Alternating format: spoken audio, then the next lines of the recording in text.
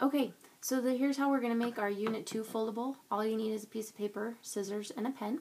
You're going to take your piece of paper and fold one corner all the way down so that you're making a triangle.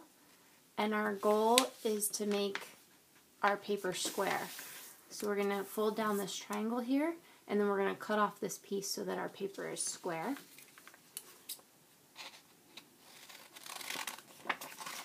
And again, remember, if I get going too fast on this or you don't have a chance to do everything, just hit pause and you can keep up with me.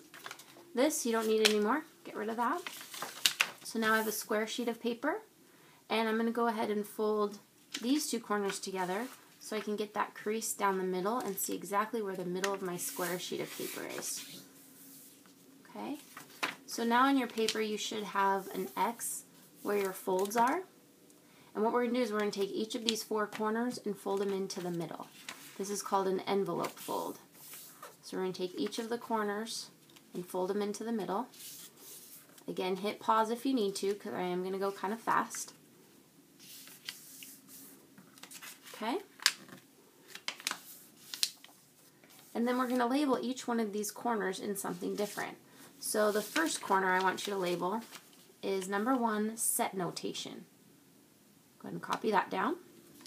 Then you're going to turn it, and the next one's going to be number 2 is absolute value. Number 3 is evaluate expressions. And number 4 is distributive property and combining like terms. So I want you to label your piece of paper like this so that you have all 4 triangles titled. And then we're going to fill out inside of those triangles. So go ahead and open up your set notation triangle, and inside of there I want you to write these 3 definitions. You're going to write null set, subset, and element, and you can just copy what I've got right there. This is the symbol for null set. It's an empty set, or you can use this as your symbol for null set. Then I have 2 examples here down below. One example says to list the even integers between -4 and 12 in set notation. The dark purple is what gives you the answer. Then the next one wants you to order that set of numbers, and again the dark purple is the answer to that. Go ahead and hit pause if you need more time to copy those down. Then let's turn and go to absolute value. In this section, I want you to write the definition of absolute value, which is the distance a number is from 0, and remember that the answer to an absolute value problem is always positive. We've got 3 examples here. The first example is find the absolute value of 47/10. The answer is 47/10.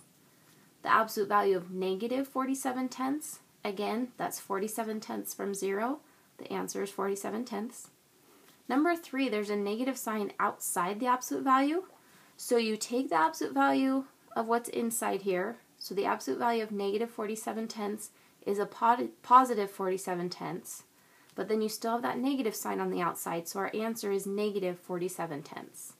Again, pause it if you need more time to copy this down. Then we go to side 3, which is evaluating expressions. I want you to remember your order of operations, parentheses, exponents, then we multiply and divide from left to right, and add and subtract from left to right. A hint to you is to keep track of your negative signs when you're plugging numbers in, so always use parentheses around the number you're plugging in. That'll help you keep track of your negative signs. So the examples I've got here are 4. If m equals -3.1, what is the value of -m? So I leave my negative sign on the outside, and I'm plugging in a -3.1 in for m. Negative times a negative is a positive, so my answer is 3.1. On number 2, y equals 4.93, so what is a negative y? Again, I put the number in parentheses, and I have that negative sign on the outside, so my answer is -4.93. On number 3, I'm going to multiply 2 times 8 first and get 16. Then I subtract 16 from 14, which is -2. On number 4, I'm going to do 2 times -8, which is a -16, but don't forget about this negative sign right here. So minus a negative, or a negative and a negative, give you a positive. 14 plus 16 is 30. Okay? Last one is distributive property and combining like terms. Like terms, here's your definition, and distributive property, here's your definition. Make sure you get those copied down. And then I have 2 examples here for you. The green are where your answers are.